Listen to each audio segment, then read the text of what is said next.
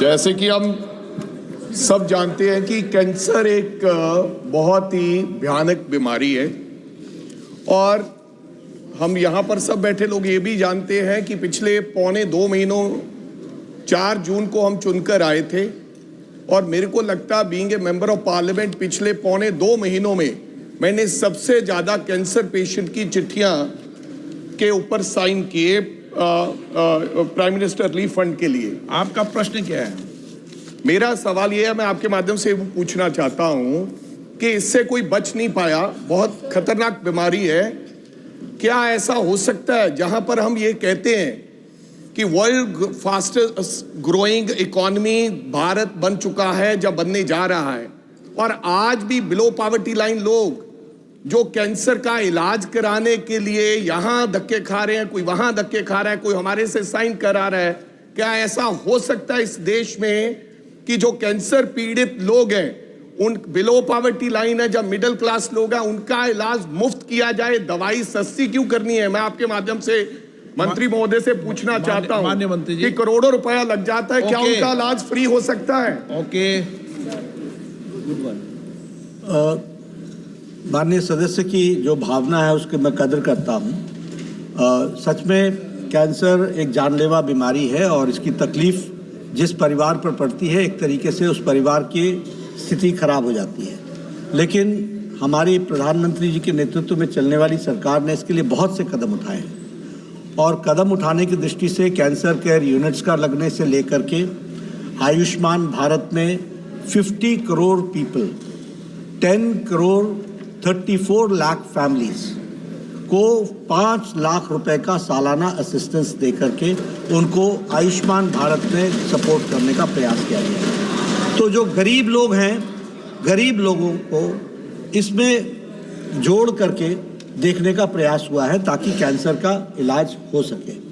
उसी तरीके से जो बहुत से जो प्रोसीजर्स हैं कैंसर के, वो जो बीपीएल वाले हैं उनका तो फ्री भी होता है, लेकिन बहुत सी जगह पर जो हम लोगों का फ्री डायग्नोस्टिक फैसिलिटीज़ हम लोगों ने दी है, राइट फ्रॉम पीएचसी से लेकर के टर्शरी केयर यूनिट तक, उसमें इन सारी चीज़ों की चिंता की जाती है।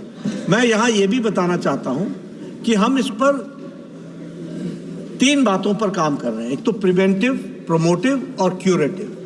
प्रिवेंशन पर भी बहुत काम चल रहा है क्योंकि इसकी प्रेवलेंस ना हो, और प्रोमोटिव हो ताकि हम हेल्थ को प्रमोट करते हैं। अब कई लोग हमारे को बहुत कहते भी हैं, लेकिन आपने देखा होगा कि हर टोबैको पर हम लोगों ने लेबल लगा करके कैंसर के इम्पैक्ट्स को बताने का प्रयास किया है।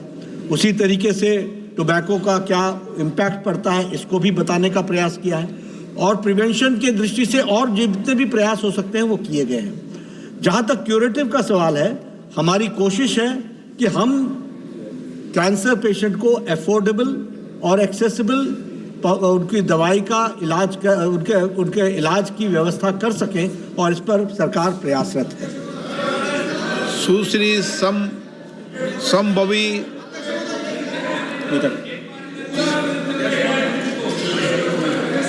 धन्यवाद अध्यक्ष महोदय। सबसे पहले मैं सरकार को धन्यवाद देना चाहूंगी कि उन्होंने 3 कैंसर ड्रग्स पे कस्टम ड्यूटी को एग्जेम्प्ट करके कैंसर ट्रीटमेंट को और अफोर्डेबल किया। मेरा प्रश्न कार टी सेल थेरेपी से है, जो कैंसर ट्रीटमेंट के लिए एक अफोर्डेबल माध्यम है, पर अभी ये पूरे देश में सिर्फ 30 अस्पतालों में है। मेरा प्रश्न माननीय मंत्री जी से ये है कि कैंसर ट्रीटमेंट को कार टी सेल थेरेपी के माध्यम से और अफोर्डेबल करने के लिए ये ग्रामीण और पिछड़े इलाकों में कब शुरू होगा, जिससे गरीब परिवारों को भी इसका लाभ मिल सके? नहीं, इस फैसिलिटी को एक्सपैंड करना है इन ड्यू कोर्स, जैसे जैसे होता है उसको अब एक्सपैंड करेंगे। डिमांड ऑफ ग्रांट पे बात करेंगे अब। क्वेश्चन नंबर 65, माननीय मंत्री जी। The statement is laid on the table of the House. माननीय सदस्य। Thank you very much, sir. As the saying goes, health is wealth in our country. The medical infrastructure is the backbone of our growth as a society, both economically and socially, sir.